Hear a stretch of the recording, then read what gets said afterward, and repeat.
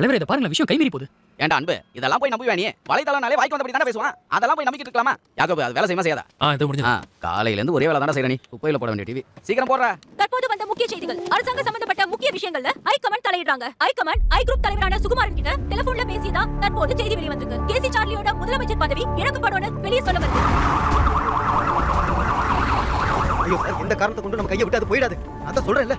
இந்த சமயத்துல எல்லாம் பேசாத. நான் சொல்றத கேளு. என்ன பெரிய எக்ஸ்க்ளூசிவ். பொண்ணை பத்தி ஏதாவது தகவல் கிடைச்சதாப்பா?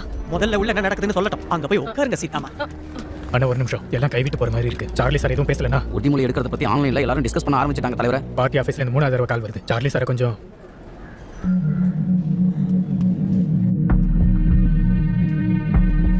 தலைவரே, ஹை கமாண்ட் வந்திருக்காங்க. ஏதாவது ஒரு முடிவை எடுத்தாகணும்னு